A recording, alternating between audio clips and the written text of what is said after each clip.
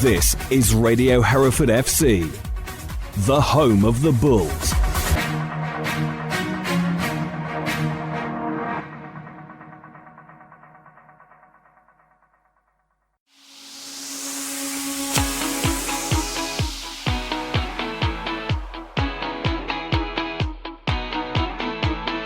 Hello and welcome back to the latest edition of the Bullscast with me, George Holloway. It was a long midweek trip for Hereford as they made the 400-mile round journey to face Scarborough at Bridlington. We'll talk about all the key points from the 0-0 draw, Hereford's improved squad depth, and the upcoming games against Worksop and Leamington. As always, I'm joined by Keith Hall. Keith, thanks for joining me, particularly as you're not long back from Bridlington. Hereford earning a hard-fought 0-0 draw up at Scarborough on Tuesday night after they saw their match at Alfreton postponed at relatively short notice. Yeah, called off, wasn't it, on Saturday morning. I think some supporters got into a bit of a conspiracy mode, given that Harry Burgoyne had gone for a coaching role at Shrewsbury. And, you suddenly thought, oh, there's no goalkeeper. They're going to have to use James Wright there, a 18-year-old goalkeeper, to play in the match against Hereford. So perhaps I hadn't got much faith in him. So they get the game called off. But no, I was talking to a friend, and he was looking at rugby on the Friday night, and it absolutely lashed it down in Nottingham, not too far away from Alfreton. So I don't think really the pitch could stand that level of water. And so it wasn't necessarily a surprise to me that it was called off.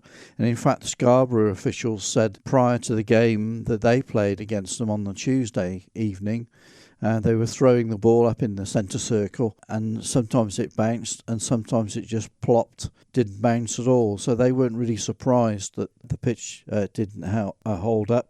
And of course, Alfreton then announced Charlie Casper's signing from Burnley on loan on Saturday morning. He's a great big 6'3" goalkeeper, and so they brought him in anyway. So I think it was a total red herring. With the situation going on at Kingsley, and I'm by no means drawing any sort of comparison between the two situations, Keith, it is a hot topic at the moment. Yeah, absolutely. So you've got to be really careful. And obviously Hereford have come unstuck, as it were, over the last 3 months. No home games, and hopefully the pitch situation has been resolved at Edgar Street, and we can get back to home matches at the spiritual home this coming Tuesday against Leamington. Yeah, absolutely. Frustrating postponement, of course, after Hereford were coming off the back of that 5-2 win against Chester last week, hoping to build a little bit of momentum. They were back in action on Tuesday night, Keith, up in Bridlington. Of course, Scarborough's pitch unplayable at the moment. A 0-0 draw. I thought Hereford were very resilient, very organised on the evening. I think Hereford utilised the youngster Freddie Wilcox in front of the back two of Keenan Quansah and Carl Howkins. So, they worked really hard up there. And yet there were opportunities occasionally for Scarborough, but at the other end, Hereford had chances to score. So I think overall it was a very fair result, and it just shows you what a collective effort can do. Plenty of enthusiasm. You seem to be re-energised under Aaron Downs, and it's working well, isn't it? 7 points from the last 4 matches, and I'm pretty sure if Hereford continue with that points ratio, they're going to be safe. Yeah, 2 wins, 1 loss and 1 draw. Let's take it back to the beginning of that Scarborough match, Keith, and it was a lively start. Inside the first minute, there were handball shouts from Scarborough against Carl Howkins. What did you make of it? Well, Jonathan Greening, their manager, says he saw it and it's a clear penalty. It wasn't given by the referee or the assistant. Obviously, we were quite a long way away, so I was doing an Arsene Wenger at the time and saying that I couldn't see it. Didn't see the incident, as it were. But, if that was a handball, it wasn't given as a penalty kick. And Hereford rushed up the other end of the pitch on a counter-attack. And George Munday strode towards the penalty box, got a right foot shot in, and it was a fingertip save actually by Ryan Whitley, because we were right behind that trajectory, and he certainly got a very faint touch to it to tip it round the post, and yet the referee then gave a goal kick. So it's a bit frustrating because Hereford could have got themselves ahead very, very early in the game. Scarborough came close later in the first half, Keith, with Harry Green, another impressive performance from the Scarborough midfielder, and it drew a fine save from Theo Richardson. Yeah, it was the best probably from Scarborough all night, and probably the best from Theo Richardson to dive full length to get that one away. But there weren't many opportunities for Harry Green this time. I think Aaron Skinner did a really good job on him, keeping very close to him, and he was getting those tackles in quite early sometimes to disrupt Harry Green, because he likes to get on the ball and then try these little tricks and flicks and work his way across the edge of the penalty box, but he wasn't able to do it very often. So credit to Aaron Skinner, and he seems to be getting right back to full fitness and getting back to those high scoring marks that he used to do, every week, making sure you get, at least 7 out of 10 for those sort of ratings, as it were, match by match. A scrappy first half, probably not helped by the pitch. No, it did bobble a lot, didn't it? We were not the greatest commentary position, so we didn't have the perspective of the height, certainly, that we had at Six Ways, for example, when we were right on the roof of the grandstand. So you didn't really see exactly how much it was bobbling, but those that watched the DAZN highlights would say that, it was a terrible pitch overall, not conducive to any sort of free-flowing football, and so it was difficult to move that ball quickly. I think both sides suffered a little bit from that, and I was very shocked with Scarborough in the second half. They went very, very long, and I think they're a good team if they pass the ball through midfield. Alex Purver, incidentally, was very, very quiet. I thought Hereford did a job on him, and overall I think it was, a good result for Hereford to go up there, get a clean sheet, get something away from Scarborough, which they don't normally do, as you say, when we play up in the northeast. Yeah, Hereford grew into the game in the second half, and Williams came on for Donowa, and Martin went out wide, the ball switching to a 4-4-2, and it seemed to help things. Yeah, credit to Aaron Downs for switching it, noting that the first 5 minutes of the second half, Scarborough suddenly got that possession-based football going that they'd failed to do pretty much for the rest of the game, looked quite composed on it, and were pushing Hereford back towards the penalty box. But Hereford withstood that and switched to 4-4-2 themselves, I think, to give Scarborough a little bit to think about. Obviously had that injury during the first half, and Will Thornton came out as, I think, man of the match. The Bulls had to weather a set-piece storm in the final 10 minutes or so, Keith, but they remained resolute. That was so important at the end. How many times have we seen Hereford crumble or capitulate late in games, certainly earlier in the season? That seemed to be something that Hereford suffered from. But on the night, I thought Hereford really looked so enthusiastic about it, and that the youngsters have given everybody extra energy, seemingly, and they're going out there really battling performance. And it's one of those fixtures that you would look at towards the end of the season. You think, well, the Scarborough are going for the playoffs, and Hereford are trying to get out of the relegation zone. There's only one result here, but as it turned out, credit to the players, credit to these youngsters. Cormac Daly again, obviously he is the main catalyst for Hereford, but he's not the only one. George Monday put in a tremendous shift again in the first half. I thought Freddie Wilcox was outstanding as that shield in front of the back four. Keziah Martin, again, he looked very, very useful. Good to see him signing on a permanent basis, so he's not a lone player anymore. So that enabled Aaron Downs to go out and get a new striker in. So it'll be fascinating to see how Mikey Lane gets on. Nicknamed the Bulldog, a bit Jason Cowley-like. He's only 19, but we saw a cameo performance from him towards the end. And I think he's going to add that extra spirit once again for Hereford in attacking areas, which we've been lacking all season, really. So if you get a combination up there, maybe Monday and the new signing, Mikey Lane, or maybe Andy Williams and Mikey Lane, who knows? At least there's some possible combinations up front now, and Hereford will have a presence in the penalty area. I actually had a quick chat to Aaron Downs before the kickoff about the new signing, and he says, he's really committed and he's up for it, and he considers him a bit of a predator in the box if you get the chances to him. So hopefully between now and the end of the season he gets a start somewhere here along the way and gets off the mark in a Hereford shirt, and who knows what will happen. Options growing in the forward line for Aaron Downs, and options growing in the midfield for the Bulls manager as well. Harrison Sonner had an impressive debut last week against Chester, but Harry Tustin came straight back into the squad and into the starting 11. Again, giving us that energy right in the centre field, Harry Tustin. I thought he really put in a shift up and down that, box-to-box midfield player we used to talk about years ago. A bit like Harry Pell, actually. So whether he's got some sort of inspiration from Harry, I do not know. But, he was in there. We heard that he was tenacious, obviously, before we even set foot on the pitch for Hereford. But he's doing just that. And it's rubbing off on the rest of the players and not giving up. Nothing's a lost cause. We saw George Monday doing that, even a couple of weeks ago when he first came to Edgar Street. And it's inspiring the rest of the team. And that's what they're going to need to do if they're going to keep this points ratio, if you like, going to clamber up that table. Because if they carry on as they are, I think they will. You alluded to it earlier. Is that game at Scarborough a game we might have lost earlier in the season? I imagine so. I think the spirit was a bit low. Shoulders were dropping because results weren't coming. Poor Caddis, fair play to him. He said, look, we just need victories to start us off. And Aaron Downs has done that straight away. Having said all of that, obviously Aaron Downs knows these players that he's bringing in from his coaching in the past, and that the feelers that he's put out. And so he's, as I said in commentary at one stage, it's a bit like jigsaw puzzle. This is what I need.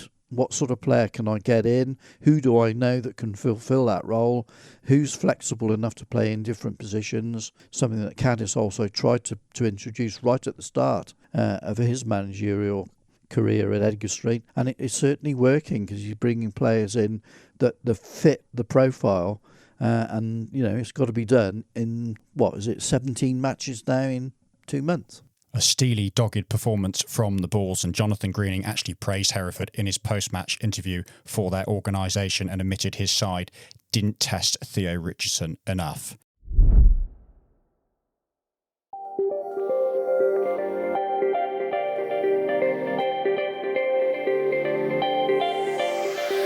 Four other games took place in the National League North on Tuesday night. Leamington came from behind to beat Telford by 2-1 away from home. Rhys Devine struck in the 89th minute to secure Kidderminster a 1-0 win against relegation-threatened Alfreton. There was a huge top-of-the-table clash as South Shields came out 2-1 victors at home to Fylde, while Macclesfield secured a 2-1 win away at playoff rivals Darlington.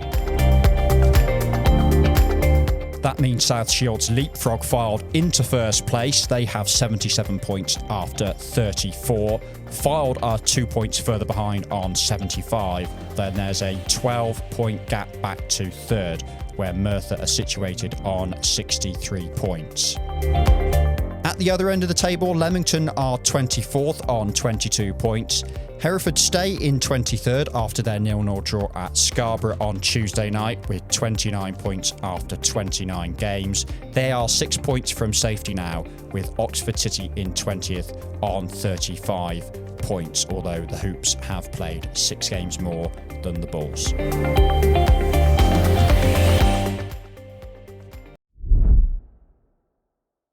The big games keep on coming for Hereford as they travel to Worksop this Saturday to face Craig Parry's side, who, before beating bottom side Leamington last weekend, had lost 3 on the spin, Keith. Yeah, that 3 in a row before that win over Leamington. 2-0 last Saturday. It was their first win, as you say, in 4. But they have scored in all but 3 home games. Lost all of those, of course. Bedford 2-0. Curzon 1-0 and South Shields 3-0. So a decent home record. I think it's going to be a tough game. They seem a very attritional side, very gritty, very physical. And so it's up to Hereford to counter that. But the resilience that Hereford showed against Scarborough, that should stand them in good stead for a similar afternoon's work on Saturday. Worksop didn't play on Tuesday night. How much of an advantage is that? It's going to be a little bit of an advantage, but if you talk to players down the years, they've always said, well, we prefer playing to training. Yes, so there's still one training session on Thursday night for Hereford to go before the Worksop game. And I think at the moment it's all about just in generating that spirit, that endeavour, that energy. They seem to be revitalised as a group. So if there have to be a few tweaks here and there, Aaron Downs is already talking about, look, I'm not going to give a points target. I'm not going to take 5 games at a time and say that's what we need to do. It's basically good old cliche, 1 game at a time.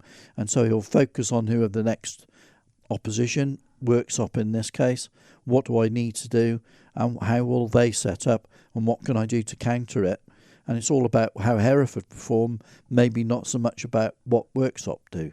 In Aaron Martin, Keith, they have a player who's hit double digits for the season, 11 goals, and if you're Worksop, you're just trying to feed him inside the box as often as you can. Yeah, it didn't feature, though, against Leamington. He's 35 years of age now, formerly at South Shields and Guiseley and Gateshead.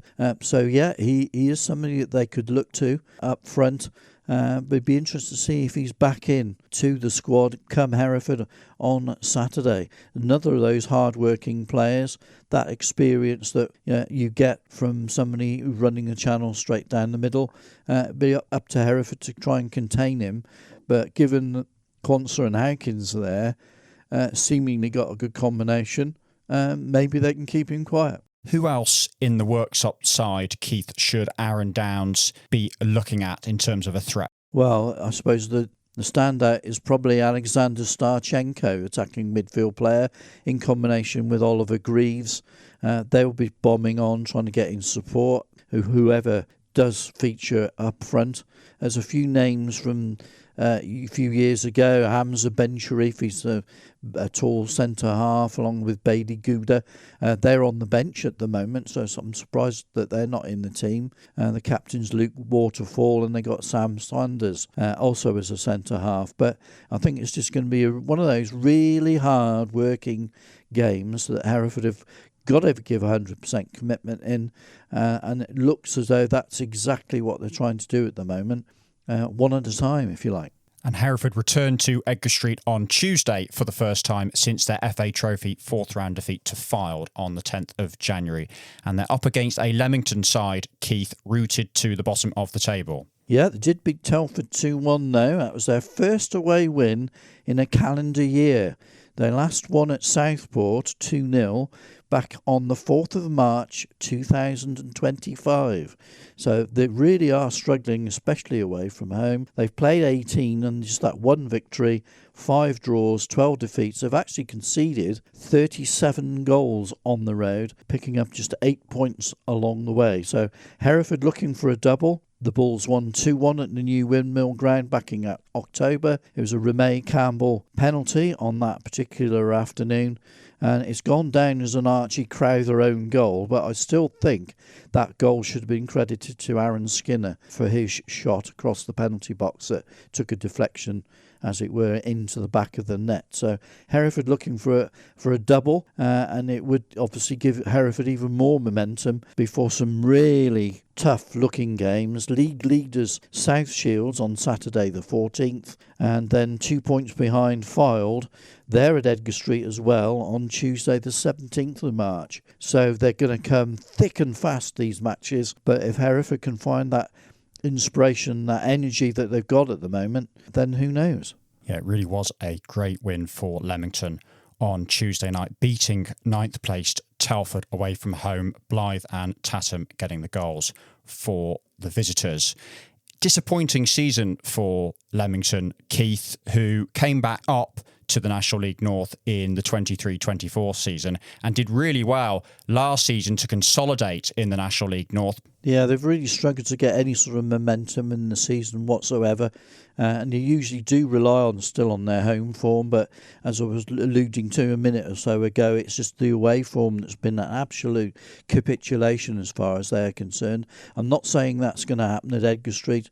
You know they'll be fighting for their very lives, their very existence, like Hereford, in the National League North, so you can imagine that they'll come and they'll battle away as much as they can to try and annoy Hereford a little bit, perhaps, and get under their skin, especially the youngsters who may be not used to it. A bit of the dark arts coming into play. Who knows what might happen against Leamington, but Hereford have to adapt and they need to overcome it. Doesn't matter who the challenge is.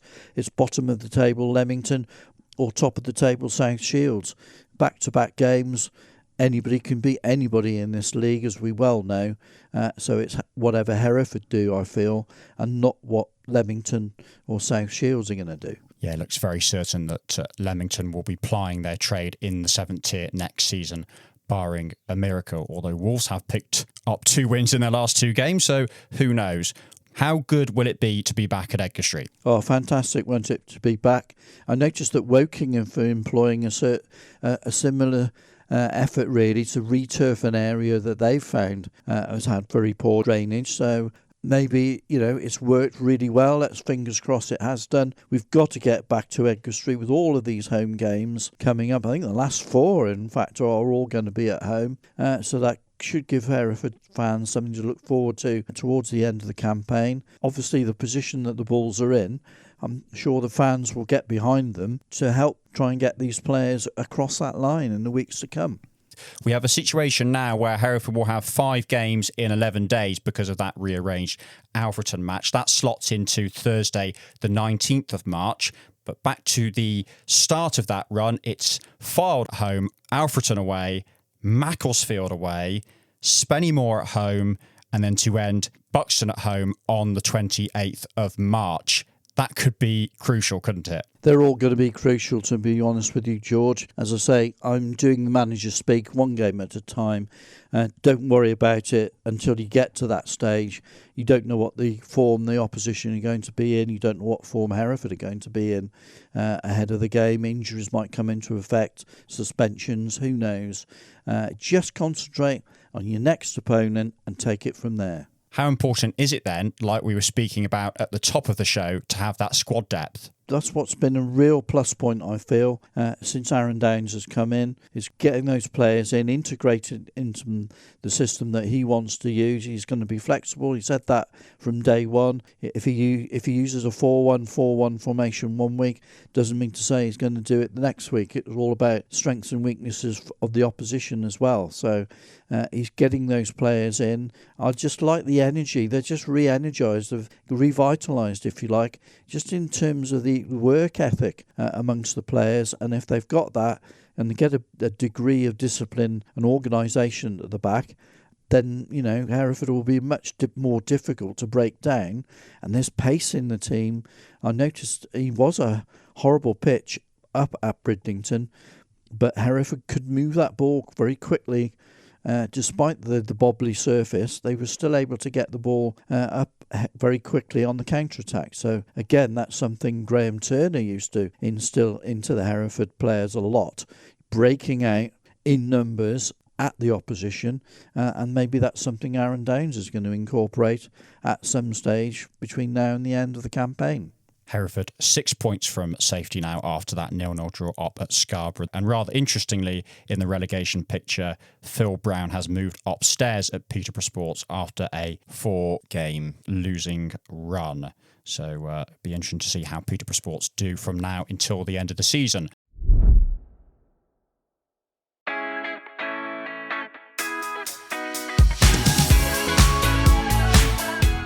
Thank you very much for listening to this episode of the Bullscast.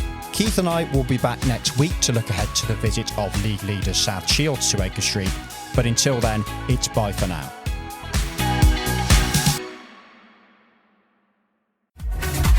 This is Radio Hereford FC, the home of the Bulls.